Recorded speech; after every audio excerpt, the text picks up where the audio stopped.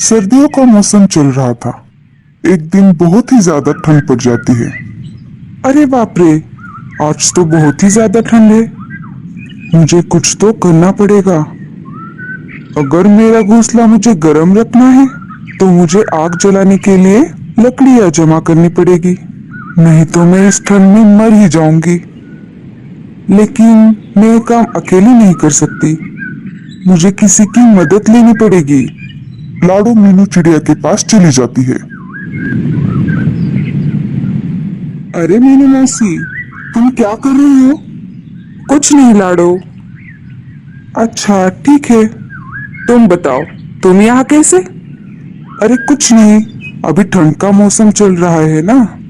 मैं सोच रही थी कि हमें हमारे घोंसले गर्म रखने के लिए आग जलानी होगी और उसके लिए हमें लकड़ियाँ इकट्ठा करनी होगी। हाँ हाँ, बात तो सही है। आज घूंगा मौसी मुझसे मिलने आई थी। वो कह रही थी कि ठंड के साथ बर्फबारी भी होने वाली है। मेरे तो ठंड की वजह से अभी से हाथ पैर कांप रहे हैं। तो बताओ, कब जाना है लकड़ियां लेने को? अभी शाम हो गई है।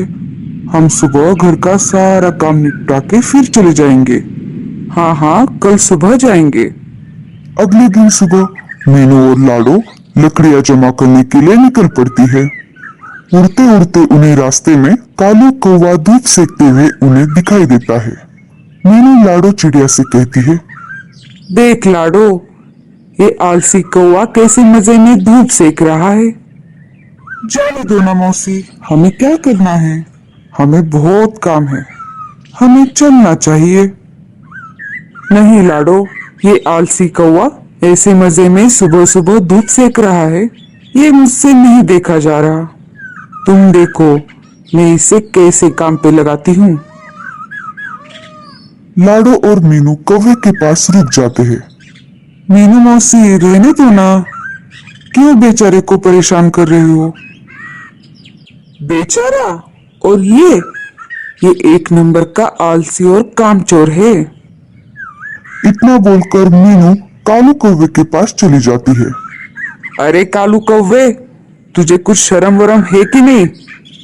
ऐसे दिन भर बिना काम किए कैसे बैठ सकती हो तुम? तुम्हारे हाथ पांव दर्द नहीं करते? हम्म? कालू कौवा मीनू मौसी की बात को सुनकर अनसुना कर देता है। अरे तू चुप क्यों है? कुछ तो बोल। क्या आलस की वजह से तुझे सुनाई भी नहीं दे रहा? क्या मीनू मौसी, मैं तो यहाँ शांति से बैठा हूँ। क्या आपको मेरी वजह से कोई तकलीफ हो रही है? अगर आप चाहे तो मैं यहाँ से उठकर कहीं दूर चला जाता हूँ। अरे आलसी कौवे, मुझे मालूम है तू कितना कामचोर है, और वैसे भी तुझे कुछ और आता भी नहीं, और दिन भर बस आराम से सोता रहता है तू। नहीं नहीं मीनू मौसी, मैं कामचोर नहीं हूँ, मैं कुछ भी काम कर सकता हूँ। अच्छा, ऐसी बात है? तो चल मेरे साथ। मैं और लाडो घोंसले गर्म रखने के लिए लकड़ियां जमा करने के लिए जंगल में जा रहे हैं। तू भी चल हमारे साथ। कालू एक भोला कौवा था। वो मीनू मौसी की बातों में आ गया और चल पड़ा उनके साथ। हाँ हाँ चलो, मैं तैयार हूँ।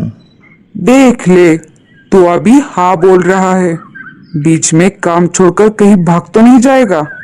अगर तूने ऐसा किया तो मैं तुझे हमारे ग्रुप से निकाल दूंगी। तो बैठे रहना रात में ठंड में ठिठुरते हुए। नहीं नहीं मौसी, मैं आ रहा हूँ ना तुम्हारे साथ। ये मीनू मौसी भी ना किसी को भी अपनी बातों में फंसा लेती है और अपना काम करवा लेती है। लाडो, मीनू मौसी और कौवा तीनों जंगल की तरफ निकल पड़ते हैं। थोड़ी दूर जाते ही लाडो को जमीन पर कुछ लकड़ियां दिखाई देती है। चलो, हम यहाँ से एक एक लकड़ी उठा लेते हैं। तीनों एक एक लकड़ी उठाकर लाडो चिड़िया के घोंसले की तरफ निकल पड़ते हैं। तीनों लाडो चिड़िया के घोंसले के पास आ जाते हैं। तभी मीनू चिड़िया लाडो से कहती है, लाडो, तुम्हारा घोंसला तो बहुत छोटा है। अगर हम यहाँ लकड़ियाँ इकट्ठा करेंगे तो घोंसले में रहने के लिए जगह नहीं रहेगी। और फिर हमें आग भी तो जलानी है। हम एक काम करेंगे, मेरा घोंसला बहुत बड़ा है, हमें लकड़ियां मेरे घोंसले में जमा करते हैं। रात में हम तीनों वहीं पर आग जलाएंगे और आराम से सो जाएंगे। आप सही कह रही हो मीना मौसी, हम वैसा ही करेंगे। कालू भैया चलिए, हम मीनू मौसी के घोंसले की तरफ चलते हैं। कालू लाडो की हाँ में हाँ मिलाकर पीछे पीछे चल पड़ता है। तीनों मिलकर लकड़ियां मौसी के घोंसले में रख देते हैं। चलो, हमें और भी लकड़ियां लानी पड़ेगी। ये लकड़ियां तो हमें आग जलाने में कम पड़ जाएंगी, हमें कुछ और लकड़ियों की जरूरत पड़ेगी। तभी मीनू चिड़िया पाँव में मोचाने का झूठा नाटक करती है। अरे बाप रे, ओई माँ, मर गई रे, शायद मेरे पैर में मोच आई है, मैं अब लकड़ियां नहीं उठा पाऊंगी। कोई बात नहीं मौसी, आप आराम कीजिए, मैं और कालू भैया जाकर लकड़ियां जमा कर देंगे। इतना बोलकर लाडू और कालू वहां से लकड़ियां लाने के लिए उड़ जाते हैं। दिन भर दोनों लकड़ियां जमा कर रहे थे। ऐसा करते करते मीनू मौसी के घर में लकड़ियों का ढेर लग जाता है। अरे वाह, इसे कहते हैं सुकून की जिंदगी। रात में तीनों मिलकर मौसी के घर आग जला लेते हैं और आराम से सो जाते हैं। जब सुबह हो जाती है, कालू कहता है कि कल तो बहुत अच्छी नींद आई मुझे, लेकिन अब मुझे बहुत ज्यादा भूख लग रही है। भूख तो मुझे भी लगी है कालू भैया, देखते हैं मीनू मौसी के घर कुछ खाने के लिए है कि नहीं। लाडो मीनू मौसी से कहती है, अरे मीनू मौसी, हमें बहुत भूख लगी है, क्या आपके पास कुछ खाने को है?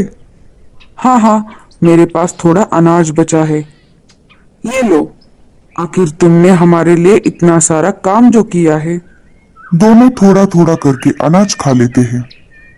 खाना खाने के बाद लाडो कालू से कहती है, चलो कालू भैया, हमें और लकड़ियां जमा करनी होगी। तभी मौसी उन दोनों को रोक लेती है और कहती है, लाडो तुम एक काम करो, तुम लकड़ियों के बजाय अनाज जमा करो। घर में सिर्फ थोड़ा ही अनाज बचा है, अगर मैं अकेली होती तो अनाज बच जाता, लेकिन अब हम 3 लोग हैं, इसलिए हमें और अनाज चाहिए। आप सही कह रही हो मौसी, मैं और कालू भैया अभी निकलते हैं। दोनों अनाज लेने के लिए निकल पड़ते हैं। उधर लाडो और कालू मेहनत कर रहे थे और इधर मतलबी मीनू मौसी मजे से अपने घोंसले के बाहर धूप सेकते हुए बैठी थी। ये सर्दियाँ कितनी अच्छी होती है, रात में आग जलाओ और दिन में मस्त धूप सेको। ये दोनों अनाज लेकर वापस आए, तब तक मुझे घर का दरवाजा अंदर से बंद कर लेना चाहिए। मैंने उन दोनों से झूठ कहा है कि अनाज खत्म हुआ है, लेकिन ऐसा नहीं है, मैंने बहुत सारा अनाज पहले से ही जमा करके रखा हुआ है। अब मेरे पास रात में आग जलाने के लिए लकड़ियां भी बहुत है, मेरी पूरी सर्दियां ऐसे ही मस्त निकल जाएंगी। इधर लाडू और कालू अनाज ढूंढते ढूंढते बहुत दूर तक आ जाते हैं और उन्हें वापस आते आते रात हो जाती है और इधर मीनू मौसी घर का दरवाजा बंद कर देती है। रात हो जाती है और दोनों मीनू मौसी के घर के बाहर आ जाते हैं। लाडो घर का दरवाजा खटखटाती है। मीनू मौसी, ओ मीनू मौसी, दरवाजा खोलिए, हम हैं। शायद मौसी सो गई है, मैं देखता हूँ। अरे मौसी, जल्द दरवाजा खोलिए, बाहर बहुत ठंड है, अगर तुम थोड़ी देर दरवाजा नहीं खोलोगी तो हम यहीं पर जम जाएंगे। मीनू मौसी को उन दोनों की आवाज सुनाई दे रही थी, लेकिन मतलबी मीनू मौसी ने दरवाजा नहीं खोला, वो चुपचाप अपने घोंसले में सोती रही। कालू भैया, शायद मीनू मौसी सो गई है, चलो हम मेरे घोंसले में चलते हैं, मेरे घोंसले में थोड़ी लकड़ियां पड़ी है, हम आज रात वही लकड़ियां जलाकर सो जाएंगे। हाँ हाँ, चलो चलो। थोड़ी देर बाद मीनू खिड़की से झांक कर देखती है। मुझे लगता है शायद वो दोनों चले गए होंगे। मैं अब अकेले ही आग जला देती हूँ। मीनू मौसी आग जला देती है। अरे बाप रे, आज तो बहुत ही ज्यादा ठंड है। मुझे और ज्यादा लकड़ियाँ जलानी पड़ेगी। मेरे पास तो बहुत ज्यादा लकड़ियाँ हैं। मीनू मौसी लकड़ियों के ढेर को खींचने लगती है। तभी लकड़ियों का ढेर खिसक कर आग में आ जाता है और वो लकड़ियां भी आग पकड़ लेती है। अरे ये क्या हो गया? कोई मुझे बचाओ। लाडो, कालू, कहाँ हो तुम दोनों? अरे कालू भैया, ये तो मौसी की आवाज लग रही है। मुझे लगता है वो मुसीबत में है। हमें जाकर देखना होगा। जैसे ही वो दोनों मौसी के घोंसले के बाहर आ जाते हैं तो देखते हैं कि घोंसले की चारों तरफ आग लगी होती है।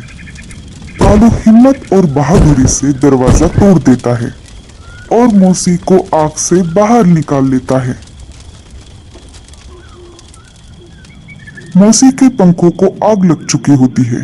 तभी कालू कौवा मीनू मौसी को पास वाले तालाब में छोड़ देता है। मौसी की जान बच जाती है। मौसी पानी से बाहर आ जाती है और कालू कौवे को कहती है, मुझे माफ कर दो। मैं मतलबी हो गई थी। पाँव में मोच आई है। ये मैंने झूठ कहा आप दोनों से और सारा काम तुम दोनों से करवाया। तुम्हारे आने से पहले ही दरवाजा भी बंद कर दिया। लेकिन मुझे मेरी लालच की सजा मिल गई और मेरा ये एक पंख भी जल गया। मीनू मौसी को अपनी गलती की सजा मिल चुकी थी। तो दोस्तों, आपको ये कहानी से क्या सीख मिली हमें कमेंट्स में जरूर बताना।